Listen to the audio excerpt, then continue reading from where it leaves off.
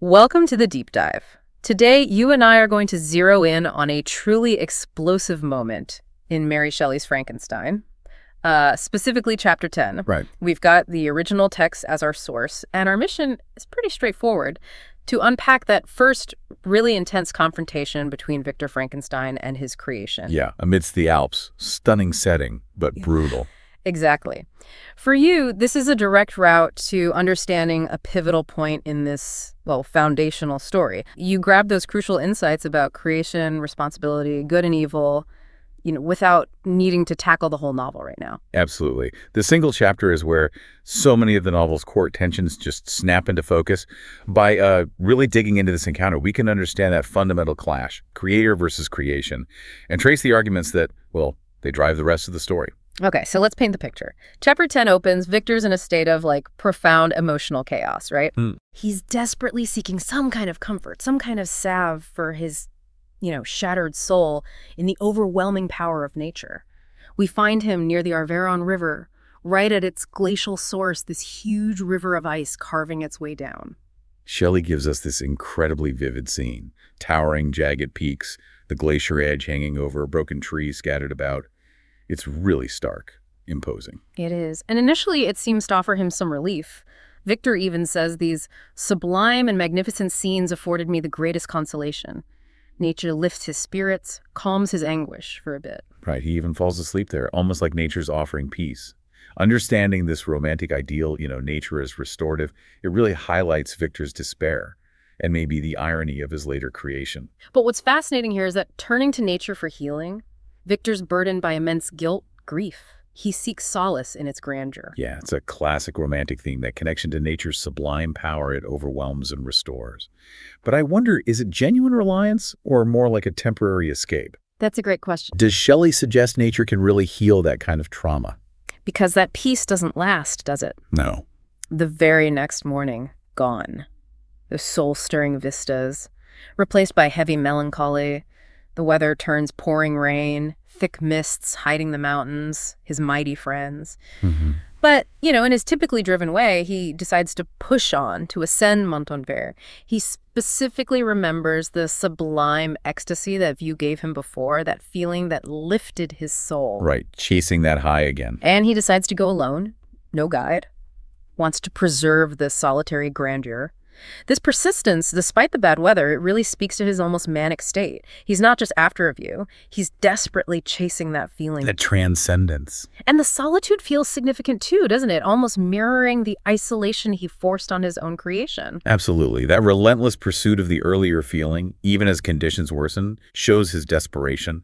And yeah, the self-imposed isolation is key. He's trying to recreate inspiration, but ignoring the cost of his ambition. So he starts climbing to Montanvert, and Shelley's description of the path is just breathtakingly bleak. Terrifically desolate. Yes. She paints this picture of avalanche aftermath, broken trees everywhere, some shattered, others leaning weirdly, and these ravines full of snow with stones constantly tumbling down. And that chilling detail about loud sounds causing more destruction. Right. Even just speaking loudly could trigger more. The pines aren't lush, they're somber, adding to this feeling of severe isolation. It's harsh, underscores life's fragility, nature's power. Almost foreshadowing the encounter, you think? It does, doesn't it? Yeah. That desolation mirrors Victor's inner turmoil, and the sound-triggered avalanche is striking. It's like this latent power, potential for chaos in a static environment, much like the creature. And amidst all this, Victor starts reflecting. Human sensitivities versus animals. He thinks our capacity for deep emotion, complex thought, actually makes us more vulnerable, more burdened. He quotes those lines, "We rest. A dream has power to poison sleep. We rise. One wandering thought pollutes the day." Touches on mutability, how nothing lasts. Resonates, I think, with wanting deeper insights into the human condition, this constant ebb and flow inside us. Makes you wonder if knowing how fleeting things are just amplifies suffering. It absolutely does. That internal reflection amidst the harsh exterior really emphasizes his tormented psyche. He's projecting, sure, but also acknowledging that unique burden of human consciousness. We can't just exist without the weight of memory, regret, anticipation. He finally reaches the summit, nearly noon.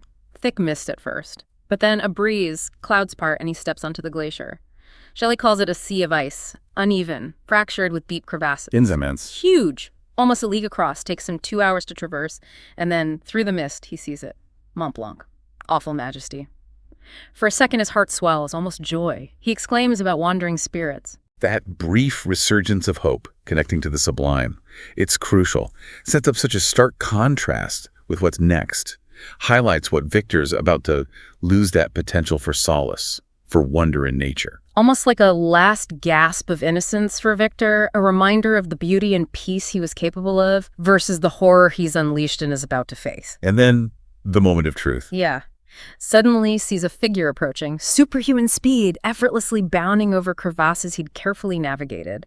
As it gets closer, its size, bigger than a normal man. Victor's immediately disturbed, feels faint, but the cold air revives him. And then that line. I perceived as the shape came nearer, sight tremendous and abhorred, that it was the wretch whom I had created. Wow. The reaction is just palpable, trembling with rage, horror, instantly ready for a death match. What strikes you about that phrasing, sight tremendous and abhorred, the power of it? It's so effective because it captures that duality. There's awe, almost a perverse admiration for the scale, the power of his creation, immediately followed by overwhelming disgust, terror. Speaks volumes about his conflicted feelings. As the creature gets closer, Shelley gives this vivid, disturbing description. Bitter anguish combined with disdain and malignity, and this unearthly ugliness, almost unbearable. Right. But Victor barely registers it. He's consumed by blinding rage, hatred, finds his voice, unleashes this furious condemnation. Devil, vile insect, threatens to trample you to dust, wishes he could undo the murders he blames the creature for. It's purely emotional, a primal scream. Yeah, resorts to dehumanizing language. Insect denies him any humanity, this immediate violent rejection. It's so crucial for understanding the creature's later path, isn't it? Absolutely. Given Victor's state, was there ever a real chance he'd listen then? Seems unlikely. He's so consumed by guilt, horror. He can't see the creature as anything but a monster. That immediate rejection sets the stage for everything that follows. But then the creature speaks, and it's utterly unexpected. Right. Articulate, reasoned, poignant even. He says, I expected this reception. All men hate the wretched. How then must I be hated, who am miserable beyond all living things? Directly addresses Victor as his creator, reminds him of that unbreakable bond, ties only dissoluble by the annihilation of one of us. Accuses Victor of toying with life, demands he do your duty towards me, then that chilling offer. Peace if Victor agrees, destruction if he refuses. It challenges our assumptions about inherent monstrousness. Makes you think about environment, experience shaping identity. A key insight from Shelley. This is a profoundly important moment. The creature's eloquence, his awareness of his own wretchedness, it completely undermines Victor's simple monster narrative. Yeah, he's articulating his pain with a sophistication Victor never saw coming, holding his creator accountable. And that conditional threat forces Victor to confront the consequences of abandonment. Of course, Victor's rage just escalates. Abhorred monster, fiend, regrets creating him, laments the spark which I so negligently bestowed. He even attacks the creature. But the creature easily evades him. Exactly. Given the superhuman speed, Victor's continued, almost reflexive rejection, his inability to see anything but a monster just solidifies the creature's isolation, his sense of injustice, and the physical superiority underscores Victor's total loss of control. Precisely. Victor's inability to move beyond horror, to engage except with aggression, it seals their relationship's trajectory. The power imbalance is a constant, visible reminder of Victor's hubris. And then the creature makes this incredibly powerful plea. Hear me before you judge. Have I not suffered enough? Yes. Life, although it may only be an accumulation of anguish, is dear to me, and I will defend it. He admits he's stronger, but expresses this initial desire for peace. He'll be mild and docile if thou wilt also perform thy part. And then the Adam fallen angel analogy. So potent. I ought to be thy Adam, but I am rather the fallen angel, whom thou drivest from joy for no misdeed. And then so simply, tragically, misery made me a fiend. Promises virtue if he could just be happy. Hits those core themes. Nature versus nurture, the impact of rejection, loneliness. That fallen angel analogy is so rich, isn't it? Evokes Lucifer, cast out, suggests potential for good and evil, twisted by abandonment. His plea for happiness as the key to virtue directly challenges Victor's assumption of inherent evil. It does.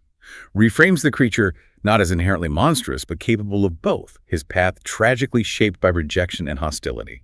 Misery made me a fiend, a powerful indictment of Victor's responsibility. But Victor, still unmoved, declares them eternal enemies, ready to fight to the death right there. Stubborn. The creature tries again. Reason appeals to compassion. Will no entreaties cause thee to turn a favorable eye? Reminds Victor of his initial benevolence, now contrasted with total isolation, rejected by his creator, hated by humanity. Describes the desert mountains and dreary glaciers as his only refuge. Emphasizes that utter isolation. These repeated attempts at communication, articulating his loneliness, the injustice, they build empathy, right? Hopefully even in Victor eventually. He's making a compelling case for his suffering, and Victor's role in it. He is.